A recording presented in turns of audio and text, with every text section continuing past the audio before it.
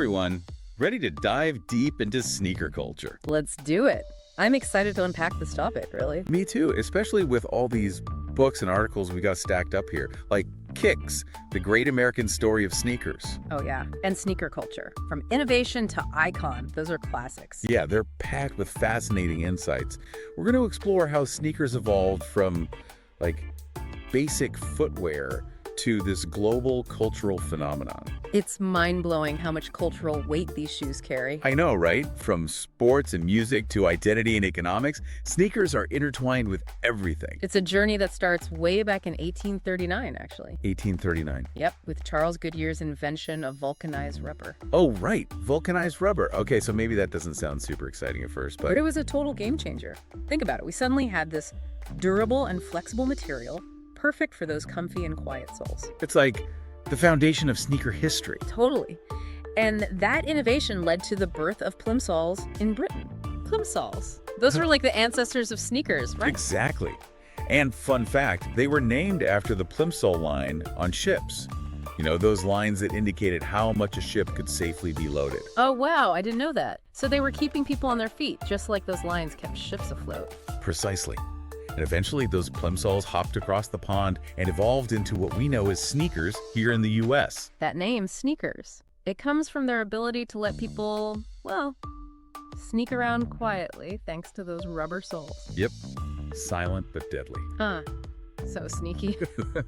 But things started to shift as we moved into the 20th century, didn't they? Definitely. Sneakers weren't just about practicality anymore. With the rise of organized sports and more leisure time, they became a symbol of a changing culture. Yeah, like a marker of a new era. As the middle class grew and people had more free time, everyone wanted a pair, not just athletes. Right. It was a sign of the times. Speaking of athletes, let's talk about how they became the ultimate sneaker influencers.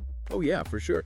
Early on, endorsements from athletes played a huge role in shaping sneaker culture. Like Chuck Taylor, for example. His name on those Converse All-Stars back in 1917 really helped make them an American classic. Absolutely. That was a big one. But then, of course, there's Michael Jordan. I mean, talk about changing the game. The Air Jordan phenomenon? Oh yeah, that was massive. That partnership with Nike in 1984, the birth of the Air Jordan line, it feels like a turning point in sneaker history, you know? Without a doubt, it wasn't just about the shoe itself. It was about creating this whole culture of hype and desire. Exactly. Limited edition releases, those iconic commercials, they really tapped into people's aspirations. They knew how to market it, that's for sure. Yeah. And it's amazing how those strategies from the 80s are still shaping sneaker culture today. It's crazy how influential it was. And speaking of influence, we can't forget about the impact of the hip-hop community. Absolutely. The 1980s saw sneakers become like a cornerstone of hip-hop style. Think about Run DMC and their anthem, My Adidas. It wasn't just a song about shoes, it was a cultural statement. Definitely. It was about identity, representing your crew, challenging the status quo. Yeah. Sneakers became a way to express all of that. Totally. And it just exploded from there. It really did. Hip-hop opened the door for artists and designers to jump in and take sneaker culture to a whole new level. Like Kanye West, Pharrell Williams. Yeah, they're blurring the lines between music, fashion, and street culture with their own unique sneaker creations. It's amazing how they've transformed sneakers into these highly sought-after pieces of art. It's like they're telling a story, connecting people, pushing boundaries. Yeah. And speaking of pushing boundaries, let's talk about the economic side of all this. The money. Yeah, it's mind-blowing to think about. Sneakers are a multi-billion-dollar global market now. It's fueled by innovation, celebrity endorsements, and of course the whole reselling game. Reselling, oh man. Platforms like StockX and Joe have totally transformed how we view and value sneakers. It's wild, right? You can literally track the value of sneakers like they're stocks. They go up, they go down. It's a whole different ballgame now. It's crazy, but it highlights an interesting paradox, don't you think? Sneakers, which were once symbols of rebellion and counterculture, are now traded like high-value commodities. It's a fascinating evolution for sure. And it makes you wonder, where do we go from here? What's driving this obsession? Well, I think it goes deeper than just trends and hype. There's a whole cultural and psychological layer we need to explore. Okay, I'm intrigued. Let's unpack that. So we're back. We were just starting to get into what's driving this global sneaker obsession, right? It feels like it goes way deeper than just like trends and hype. It does. I mean, sure, on the surface we see those limited edition releases and the hype that goes with them, but underneath it all, I think there's a much deeper pull, like a cultural and psychological thing happening. Yeah, like we're not just buying shoes, we're buying into a story or a feeling. Exactly. Sneakers have this incredible power to connect us to moments in time, cultural movements. They can even be tied to personal memories. Like, have you ever looked at a pair of sneakers and been instantly transported back to a specific time in your life? All the time. I mean, it happens to me all the time. Me too. I've got these vintage Air Jordans that my dad gave me when I was like 10. Every time I see them, I'm right back in our driveway playing basketball with him. There you go. That's exactly what I'm talking about. Sneakers become these tangible symbols of our experiences, both personal and collective. And that connection to personal experience just gets amplified when you think about the rise of streetwear. It was all about taking something ordinary, like sneakers, and giving them new meaning and style. Yeah, streetwear was about challenging the status quo, Yeah. creating something new and authentic. And sneakers became like this key part of that visual language. Like a way to express yourself, show your individuality. Exactly. And to signal your affiliation with a certain group or subculture. And of course, to just make a statement. Totally. Like, think about Run DMC and those Adidas Shell-toe sneakers. Oh, yeah. Iconic. They were making a statement about identity, culture, even rebellion. For sure. That fusion of music, fashion, and street culture, it really launched sneakers into a whole new realm of cultural significance. And it created space for artists and designers to get involved and take things even further. It's pretty mind-blowing how people like Kanye West and Pharrell Williams have turned sneakers into these coveted works of art. Right. It's like they've taken that cultural currency of sneakers and turned it into this powerful form of self-expression.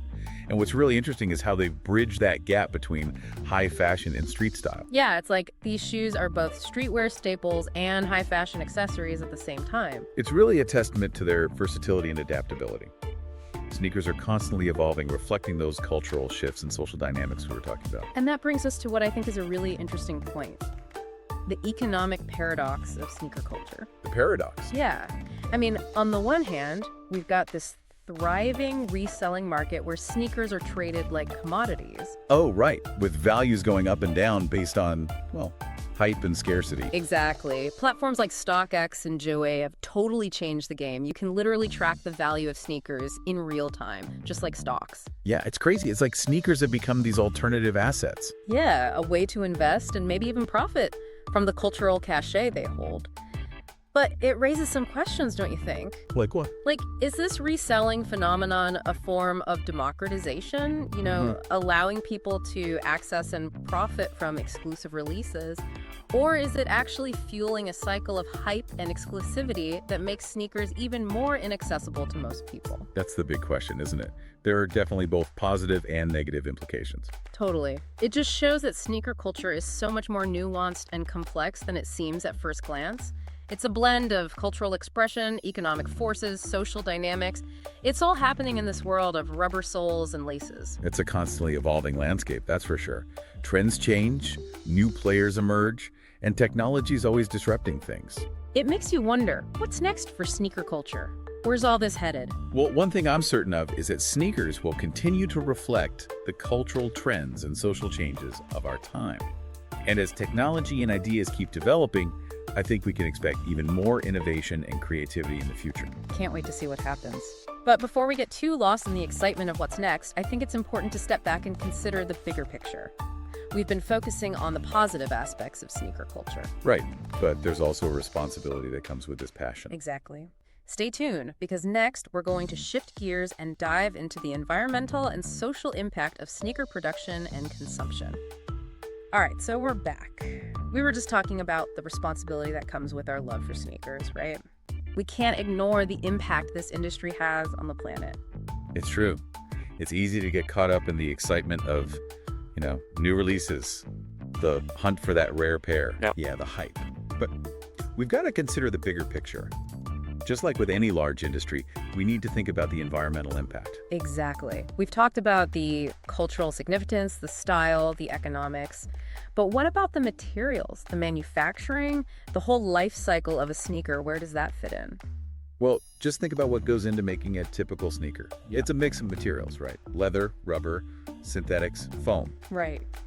And the way those materials are sourced and processed, well, it can have a big environmental footprint. And then, of course, there's the manufacturing itself, all those factories running, consuming energy, generating waste. Yeah, it adds up. Plus, you can't forget about the shipping, getting those shoes from the factory to, well, our closets. And that's just the beginning.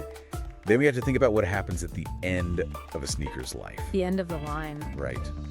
Sadly, landfills are overflowing with discarded shoes, and those shoes can take decades, even centuries, to decompose. It's kind of a sobering thought, you know? Our passion for sneakers, it's having a real impact on the planet. So what can we do about it? What are some ways to make sneaker production and consumption more sustainable? Well, there's some really cool innovations happening right now. Like, one of the biggest areas is in materials. Brands are experimenting with recycled plastics, organic cotton, even plant-based leather alternatives. Oh yeah, I've seen some sneakers made from ocean plastic. It's amazing, turning waste into something you can wear. I know, right? Yeah. And there are also these initiatives focused on circularity, so designing sneakers to be easily disassembled and recycled at the end of their life. So you could like return your old sneakers and they'd be broken down and used to make new ones. Exactly. Uh, I think we're at a point where both brands and consumers are starting to prioritize sustainability. it feels like a shift is happening for sure. Yeah, there's this growing awareness of the environmental and social impact of our choices. Consumers are demanding transparency. They want to know where their products come from, how they're made. Right, so it's not just about supporting sustainable brands, it's also about changing our own habits as consumers. Absolutely. Maybe we don't need to buy every new release that drops. Right. Maybe we can hold on to our sneakers longer, repair them instead of throwing them away, invest in quality over quantity, choose sneakers that are built to last. It's about thinking about the whole life cycle, being mindful of the choices we make. Exactly. It's about recognizing that our love for sneakers comes with a responsibility to protect the planet and the people who make them. Well said. Wow, this deep dive has been quite the journey, hasn't it? Yeah, it really has. We've covered a lot of ground. We started with the invention of the rubber sole, and now we're talking about sustainability and the future of the industry. We've explored the creativity, the cultural impact, the economic forces. And we've acknowledged the challenges and the responsibility that come with our passion for sneakers. Yeah, it's been a really insightful conversation. And as we wrap up, I think it's important to remember that sneakers are more than just shoes. They are. They're a fusion of art, culture, identity, commerce, They reflect who we are. and they represent how we interact with the world around us. So true. So the next time you put on your favorite pair, think about the story behind them, the journey they took to get to you, the materials, the people, the impact. What will your sneaker story be? Thanks for joining us on The Deep Dive.